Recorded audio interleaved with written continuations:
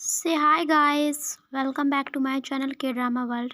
सो guys, आपने बहुत सारे के ड्रामा देखे होंगे जिसमें most famous character gumiho means nine tail fox बारे में आपने ज़रूर सुना होगा। For example, my roommate gumiho and my girlfriend is gumiho and the tail of the nine tail, जो कि 2020 की सुपरहिट सीरीज है। आदि कई सारे शो आपने देखे होंगे, सो जैसे इच्छाधारी नागिन फेमस है, वैसे ही कोरियो, जापान, चाइना आदि देशों में गुमियो नाइन-टेल फॉक्स भी फेमस हैं। इस पर मूवीज़ एंड ड्रामास बन चुके हैं जो बहुत ही सुपरहिट होते हैं। सो गाइस, आज मैं आपको एशियन कंट्री में फेमस एनिमल नाइन-टेल फॉक्स के बारे में विस्तार पूर्वक बताऊंगी। So let's start the video.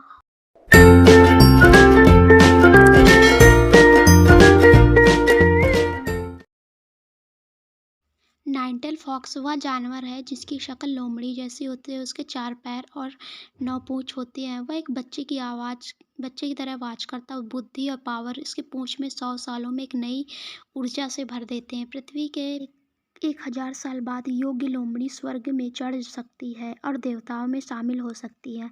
वह 9 टेल वाली फॉक्स है, एक देवता जानवर जो सी वांगमू पश्चिम की रानी माँ के साथ rabbit, toad and 3 foot blue bird के साथ दिखाई देता है। किन डायनेस्टी में नाइनटेल फॉक्स का दिखना शुभ माना जाता है। नाइनटेल फॉक्स का दिखना दुनिया में शांति और समृद्धि का प्रतीक होता है।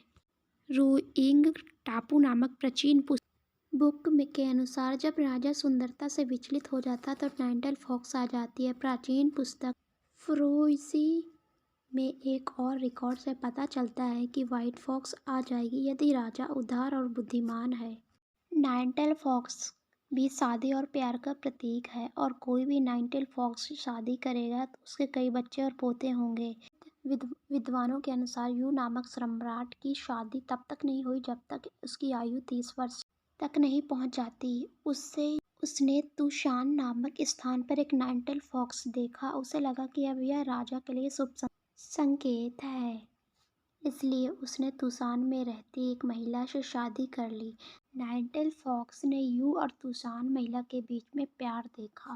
पुराने चीन पाठ क्लासिक ऑफ माउंटेन एंड सी ने उल्लेख किया है कि नाइनटेल फॉक्स किन डायनेस्टी में मौजूद है। यह शब्द पूर्व में चीन और बाद में विशेष रूप से कोरिया के देशों में संदर्भित मिलता है। हालांकि सांग डायनेस्टी के बाद 9 पूंछों वाली लोमड़ी को धीरे धीरे राजसी रूप बना दिया गया। यह सुंदरता में बदल जाती है जो इंसानों और उसकी आत्मा को मोहित करती है और उसे मार देती है। चीन के हुलीजिंग एंड जापान के कित्सुने में कई सारे वर्णन मिलते हैं। नाइनटेल फॉक्स को हमेशा अच्छा या बुरा दोनों रूपों से जाना जाता है, जो कि एक रूप होता है जो मानव मांस पर दावा देता है। स्पष्ट नहीं है कि किस समय में कोरियन लोगों को गुमियो में एक विशिष्ट रूप से दुष्ट प्राणी के रूप में देखना शुरू कर दिया, परंतु कई प्राचीन ग्रंथों में परोपकारी गुमियो मीन्स नाइनटेल फॉक्स ने मनुष्य की सहायता करने का भी उल्लेख किया है। ताइपिन गुआंजी ने दावा किया है कि शिला लोमड़ियों को पवित्र प्राणी के रूप में पूजते हैं, इनमें एक तरह से पूजा करते हैं। कई सारे विद्वानों ने कहा है कि गुमियो नाइनटेल फॉक्स अपनी उपस्थिति को बदलने में सक्षम होता है। गुमियो जब रूप बदलता है लेकिन अपना स्वभाव बदलता नहीं है। बक मुनसू एंड गुमियो एक मुठभेड़ को रिकॉर्ड करते हुए एक नाइनटेल फॉक्स की उपस्थिति होती है।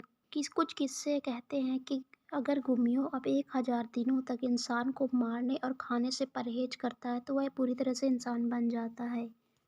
सभी विद्वानों ने अपने अपने विचार पेश किए हैं, किंतु यह निश्चित नहीं है कि गुमियो सच में होते हैं या नहीं। सो गाइस, आज की वीडियो मेरी इसी टॉपिक पे थी कि क्या गुमियो सच में होते हैं या नहीं। वैसे अगर गुमियो सच में होते तो कैसा होता, आप मुझे कमेंट बॉक्स में लिखकर ज़रूर बताइएगा। Thank you.